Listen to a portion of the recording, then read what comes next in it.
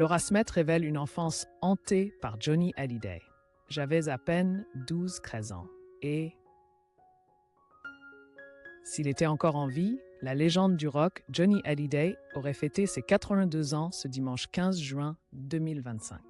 Cette date n'est pas seulement spéciale pour sa famille, mais aussi pour des millions de fans à travers la France qui se souviennent de cette voix immortelle entrée dans la légende.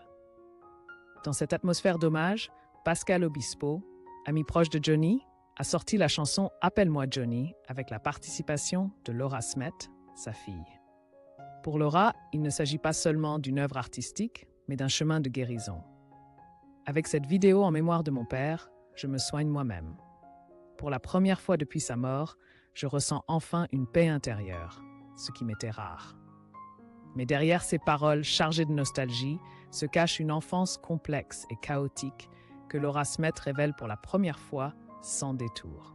Dans une conversation accordée à la chaîne Sans Bornes, l'actrice s'est livrée sur les zones d'ombre d'une relation père-fille conflictuelle et le caractère excentrique, excessif de Johnny Hallyday. Laura se souvient d'un souvenir inoubliable. Elle n'avait que 12 ou 13 ans, en vacances à Saint-Tropez, un lieu considéré comme un paradis pour beaucoup de familles, mais qui reste pour elle le théâtre de l'un des moments les plus traumatisants de sa vie. À cette époque, Johnny Hallyday, ce père célèbre mais quasi absent durant son enfance, surgit soudain avec une idée improvisée. Prendre son rutilant Ferrari et foncer à toute allure jusqu'à Nice pour assister à un concert de U2. L'excitation fragile d'une enfant avide de moments avec son père se transforma vite en terreur. Sur le siège passager, la petite Laura était presque écrasée contre la vitre, glacée par l'air conditionné, tremblante. Mais bien plus terrifiante était la froideur silencieuse de Johnny.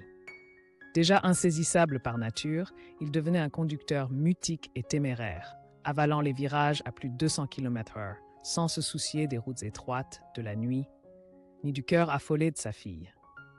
J'ai été paniquée, vraiment paniquée, se souvient Laura, la voix toujours empreinte de cette frayeur, comme si l'image de la Ferrari filant à toute vitesse restait gravée dans sa mémoire.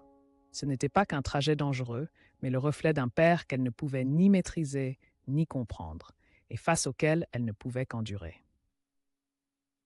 Heureusement, le destin fut clément ce soir-là. Ils arrivèrent sains et saufs, se mêlèrent à la foule en délire, et la musique de U2 couvrit les derniers échos de peur. Johnny redevint soudain ce père joyeux, impulsif, riant à gorge déployée devant le visage livide de sa fille. Il m'a fait un peu peur, ça le faisait rire. Et on a passé une soirée géniale, raconte Laura, un sourire crispé dissimulant la réalité.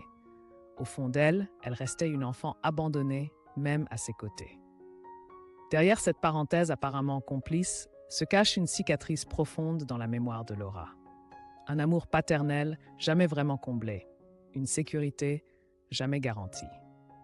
Ces souvenirs sont à la fois la preuve d'un Johnny Hallyday magnétique et imprévisible, mais aussi le fantôme qui a hanté la petite fille qu'elle était et qu'il lui fallut des années pour apaiser et guérir. Au-delà de cette virée effrayante, l'enfance de Laura Smet fut teintée de solitude et de vide, faute d'une présence paternelle chaleureuse et protectrice. Bien qu'elle soit la fille d'un des plus grands mythes de la musique française, Laura et son frère David Hallyday ont grandi dans un univers où l'amour paternel passait souvent après le vacarme du rock, les fêtes sans fin et les lumières aveuglantes de la scène. Si vous souhaitez, je peux également adapter ce texte pour un article de presse ou un format plus condensé. Voulez-vous? Johnny Hallyday, cet homme que le public vénérait, dont il rêvait d'une poignée de main, d'un sourire, n'a pourtant jamais pu offrir à ses enfants la chose la plus simple, sa présence et une épaule solide sur laquelle s'appuyer. Elle et David ont attendu tant de soirs son retour à la maison, espérant un dîner chaleureux, une question attentionnée, une étreinte. Mais ces espoirs s'évanouissaient souvent dans le bruit du moteur au cœur de la nuit et les rumeurs de conquête qui faisaient la une des journaux. Laura a souvent confié qu'elle avait appris très tôt à tout réprimer.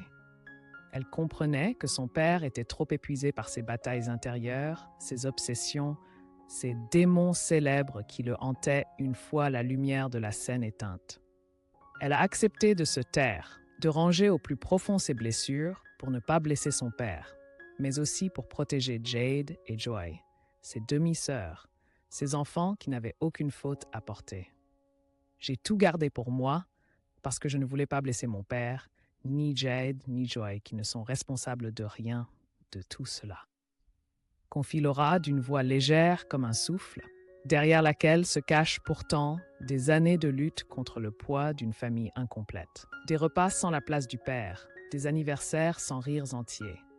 Malgré les tensions, les distances creusées par des disputes, un testament, le partage d'un héritage ou des malentendus accumulés, Laura n'a jamais choisi le ressentiment. Elle a préféré un chemin plus courageux, se sauver elle-même. Des années durant, elle a persévéré en thérapie, dénoué un à un les nœuds de sa mémoire, appris à pardonner, non seulement à son père, mais aussi à la petite fille fragile qu'elle était autrefois. Le jour où Johnny Hallyday est parti, la France a perdu une icône culturelle et Laura Smet une part de souvenirs emmêlés.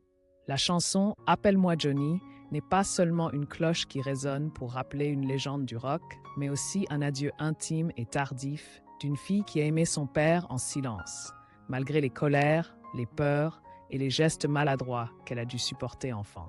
Avec tout son courage, Laura Smet a transformé la douleur en une confidence, légère mais poignante. Avec ce projet, je suis enfin en paix.